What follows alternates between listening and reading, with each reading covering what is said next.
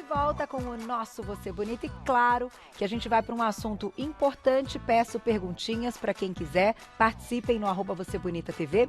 Convidamos a oftalmologista, a doutora Liane Iglesias. Bem-vinda. Obrigada, Carol. Obrigada prazer, pelo viu? convite. Muito prazer. Bom, a gente vai falar de miopia e parece algo até corriqueiro, comum, simples, mas a gente tem muita coisa interessante para entender o momento atual e a gente inicia com esse VT de abertura para a gente ter uma ideia dos dados. Olha só.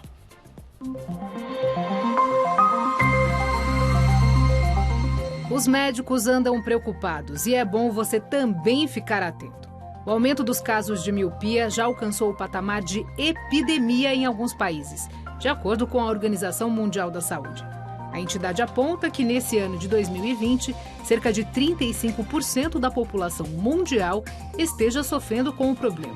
Em 2050, o número passa a alcançar 52%. No Brasil, 27,7% da população, ou 59 milhões de brasileiros, tem miopia. E a maioria, 53% dos que precisam usar óculos de grau, não tem acesso à correção visual. A miopia e seus números crescentes têm sido muito discutidos nos congressos oftalmológicos.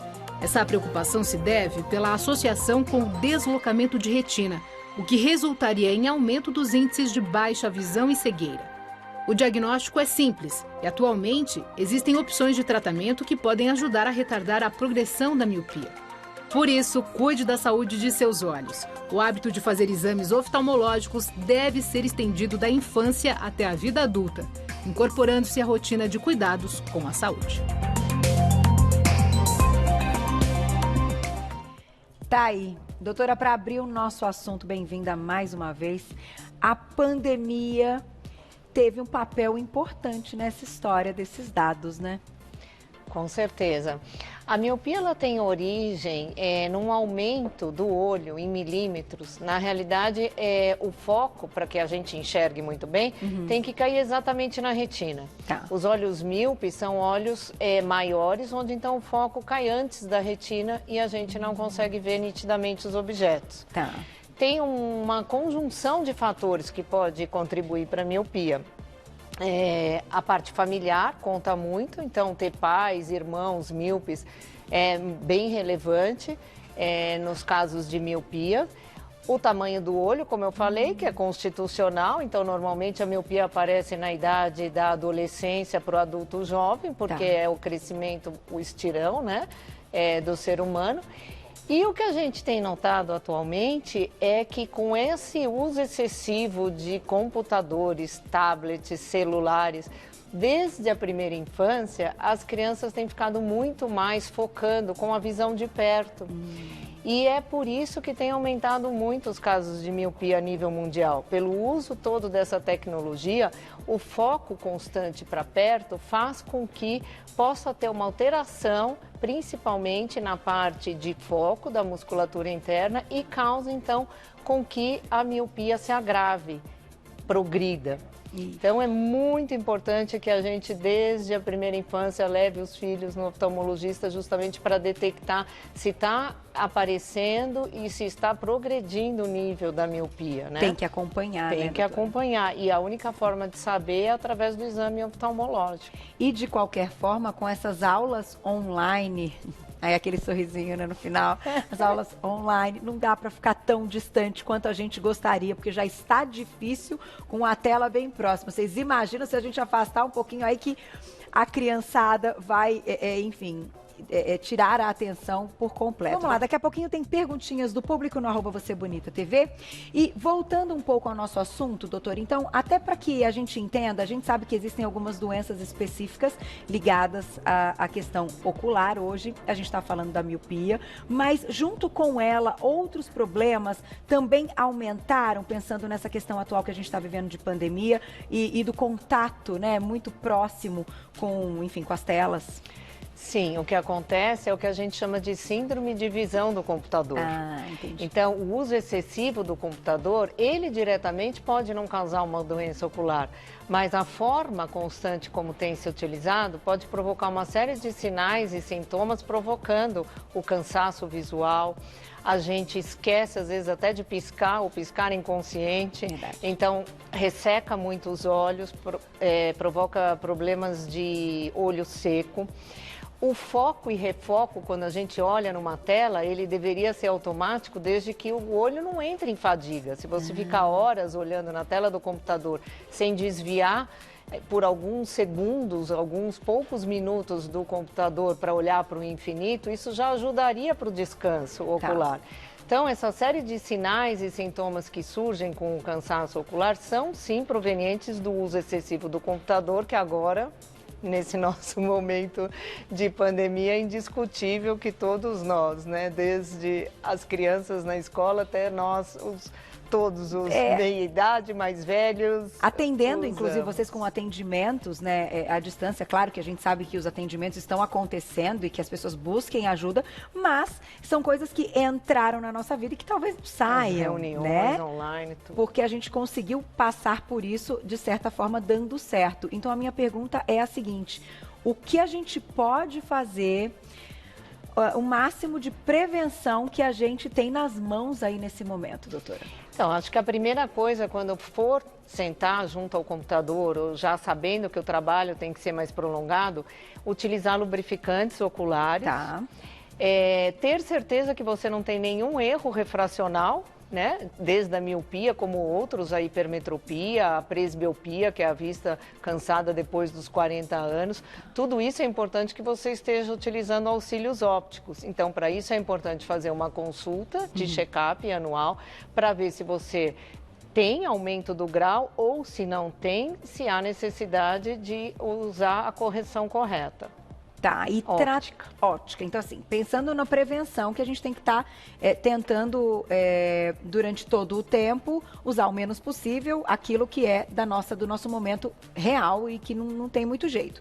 Estando com tudo em ordem, doutora, tratamento, a gente pensa, então, na questão do equilibrar, então, esta visão, para que a pessoa tenha ali a visão adequada, mas a longo prazo, o que isso pode acontecer caso a gente descuide? Então, a gente inicia com a correção óptica que eu falei do auxílio do óculos. Em seguida, as lentes de contato são outras alternativas. Além da lente, a gente passa para a correção cirúrgica. A cirurgia pode ser uma solução para todos esses erros refrativos. Hoje em dia, inclusive o astigmatismo, que eu esqueci de comentar, que é muito importante e é uma das maiores causas de cansaço e dor de cabeça junto ao computador. O astigmatismo é um desfocado, é um sombreado que pode vir junto com a miopia ou com a hipermetropia e causar todos esses sintomas também. Então, desde a correção de óculos, lentes de contato, cirurgia, são possíveis para todos esses erros refracionais. Perfeito. Doutora, eu vou te deixar uma pergunta que eu ainda não fiz para nenhum profissional da área e gostaria de te ouvir, que é o seguinte: é claro que a gente sabe que a gente precisa do máximo de segurança desses protocolos para a gente trabalhar e para as coisas aos poucos funcionarem. Mas o Face Shield, pelo menos todos que eu experimentei, dependendo do material, eles acabam mudando um pouco o nosso campo visual e dando em muitos até uma tontura. Você fala a respeito disso daqui a pouquinho, mas deixei uma questão aí ligada ao Face Shield, que tem muita gente que para ter uma dinâmica de trabalho adequada é necessário que use, doutora.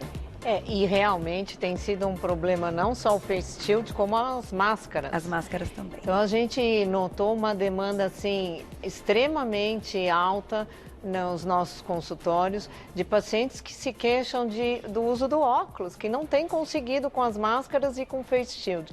Embaçam e com Face Shield, inclusive, praticamente impossível, né? Verdade. Então, para pacientes que tenham indicação de uso de lente de contato com todo cuidado, embora no momento de pandemia a gente tem dado toda a orientação de desinfecção e um cuidado muito grande, inclusive a opção de lentes de contato de uso diário, onde você elimina todo esse problema de ter que estar esterilizando as lentes. A opção cirúrgica, porque através que dá aí na tela para o pessoal, do laser, que a gente pode ver aqui na tela.